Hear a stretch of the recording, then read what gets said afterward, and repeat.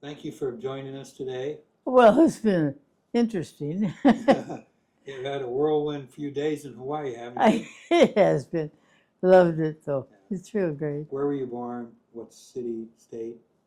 Okay, I was born in 1919 in Paso Robles, California. And did you grow up there or did you move Oh, away? I grew up there. Graduated from King City High School, Okay. and then I went into nursing, and that was when the war started in 41. What was your reaction when you heard about the Pearl Harbor attack? Oh, scary. I had been on duty. I worked at nights, and I just got home and would crawl into bed. I was going to sleep in the morning and have my afternoons. But my landlady came running up. She says, Alice, there's a war, there's a war. She was panicking. I had my boyfriend's car. He said for me to go ahead and take it. So I did. But I had a feeling I should take it back to him. So I got in the car, and people were driving erratically there because of the war of the news. Anyway, I took the car back to him, and he told me to go ahead and keep it. He had no place for it.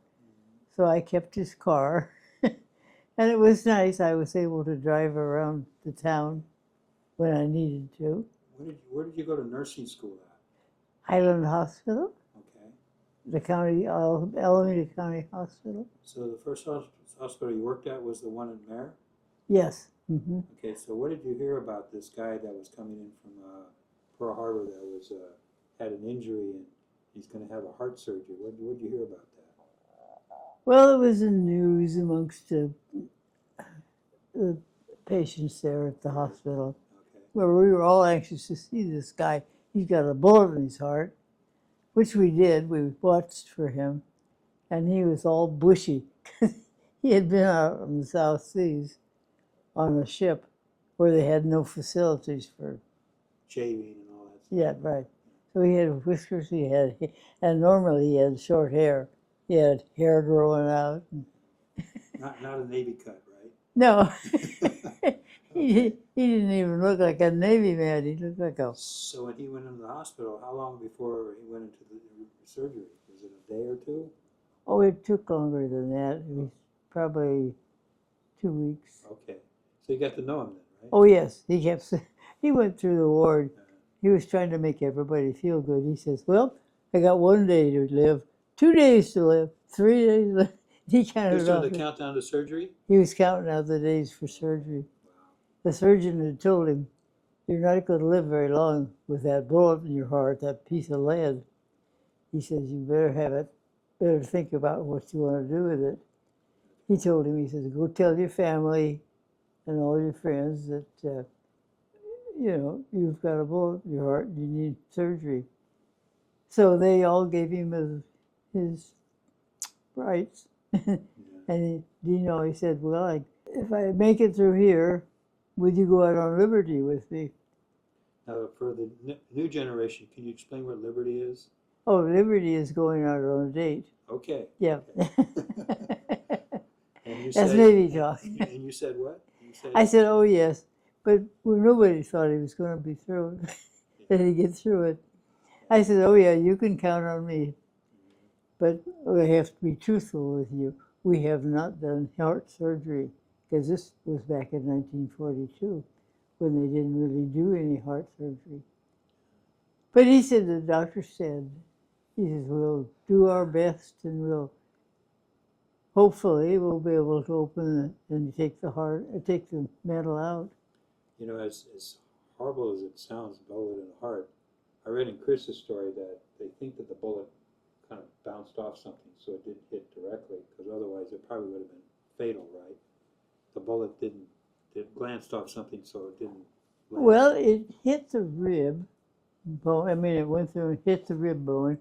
That pushed it off to a side. Then, of course, when he got to the cardiac area, it pushed the bullet aside. They pushed everything aside, and they reached in with a pair of forceps and grabbed a hold of the bullet and just held it. And the heart just kept beating and beating and beating. and it just kept it off. And when it had kept a number of times, it pulled out by itself. So they just pulled the bullet out. So after he came out of surgery, I heard that the doctor wanted the bullet. Yes, well, he opened his eyes, just a hair, and he says, "Oh, we're going on liberty, aren't we?" They was talking to me. Yeah, And I says, "Yeah, you can count on me." that's great. But he made a fast recovery. He kept the bullet. The doctor wanted the bullet, and the hospital wanted the bullet. But Dean said, "Well, this bullet is mine." So he wouldn't give it up. He kept the bullet. Wow. And the rest, as they say, is kind of history, right? Right. So how long were you dating before you married? A couple of months, maybe? 4 months? 4 months. It's one of those 40s romance, right? Yeah. It really was. And you have a beautiful daughter there, yeah? That's my daughter, right. Yeah, yeah. Mhm. And how has that been, having her and her husband be with you in Hawaii for this trip? She's been wonderful. Yeah, She and her husband both. yeah. They have been really great. How many trips did you and your husband take to Pearl Harbor after you guys got married? Probably two. Yeah. What do you recall about those commemorations? Were they? Do you recall? Well, it was hard on him to think about. I read somewhere you said something to the effect that that you were going to replace that bullet with your Right. with your love. Well, that was what, when I first went out with him a couple of times, they wanted to know how I liked it, and I said, or was I having a good time with him or whatever. I said, yes, and he always said, well, I pushed. How did he say that? How Dad said, The best thing he, oh yeah, the best thing he got out of the Navy was his nurse. And of course, then my comeback was, well, when they removed the bullet, it left a cavity in his heart. And I was able to fill the cavity with my love. When he went to Pearl Harbor, did he have a lot of, like, talk about his buddies that he lost, that kind of thing? And on Pearl Harbor Day, the West Virginia shipmates, did he talk about those guys, or did he not talk? A lot of veterans don't talk about it. He didn't talk too much about it, no. That's sort of typical, I think, that of a lot of World War II veterans. They're very humble, and they just say, we did our job. And, His family from Los Angeles area came up. And so, I mean, that helped him out a lot. But, yeah. Well, we wanted to thank you for your story. I mean, it's an amazing story, and we really appreciate It was quite a story. Now, tell me about yesterday when you went to Pearl Harbor for the ceremony. Oh, So what was your reaction to that ceremony, being in the front row and all that? oh, well, it was exciting. Made me feel very good. Think that they would do all this, and they have the ceremony where everybody could see it. Do you think that there's a lesson in your story for anybody? Like a lesson like to never give up or kind of thing? Or? That's right. You know it has to be done. If you don't do it, Your daughter and I had talked kind of kiddingly about, is there going to be a movie made about this thing? that's definitely there will worthy be. of it.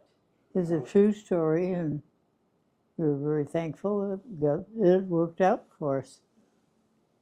In fact, I would never have met Dean if he hadn't had a bullet in his heart. He came to the hospital and had to take care of him. I meant to ask you, just really briefly, what about your family? How many children do you have besides Becky? I had 4. 4. Mm-hmm. And Becky, the middle or Second, the oldest. Yeah. There's 2 how many of us. grandchildren do you have? Oh, what did we figure? 11. 7. 11. 11? How many greats? 13 and a half. Yeah. One's due in March. Oh, wow. So what's it like to be a grandma? Oh, I love it. The best job in the world? It's the best in the Because you can world. always give the baby back. Here, here. Yeah. So- Take care of me. Wow. Oh, yeah, it's been great. And they've all been really great, too. I know you donated the bullets to the Pearl Harbor National Memorial. Right. I just wanted to ask you why you made the decision to do that. Well, I had kept the bullet all this time. I would show it, but I'd never leave it out of my hand. And we used to go around to the different schools and the colleges in the area and show this bullet. And they were all just so thrilled to see this, to think that this had been in his heart. So anyway, it was a lesson right there. It is a story, it's a true story. Fortunately, it happened that I was able to survive. And he was able to survive, and we had a good life together. So, 106, that's a lot of years, but it's also. oh yes. But how do you feel these days? How do I feel? I feel great. What's your secret to a long life?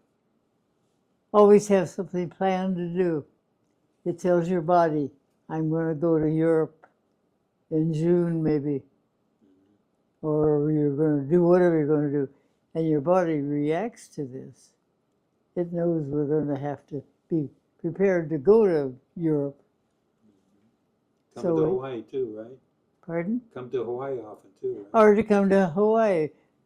Well, you're always to welcome tell here. our story. To tell your story. That's great. Yes. Yeah. Thank you so much. Well, I'm Yeah, so happy to meet you and for you to come. Pleased to meet you too. I feel these stories are so important to be told. Did you notice all the kids yesterday, the young students, and the ROTC kids, and the cadets? Do you see all those young people there? Yes. Do you think it's important that you worry about this new generation coming up, the current generation, not my generation, but not your generation, but do you worry that they'll forget the lessons of Pearl Harbor? No, I don't think so. Okay. I think it's very impressive to them. If you're just thinking about a dean in heaven, what do you think he's looking down and saying? Look at all the news you made. Yeah. Yeah? Very true. I think he would be very happy to know that this story is going on and that people are not forgetting what happened.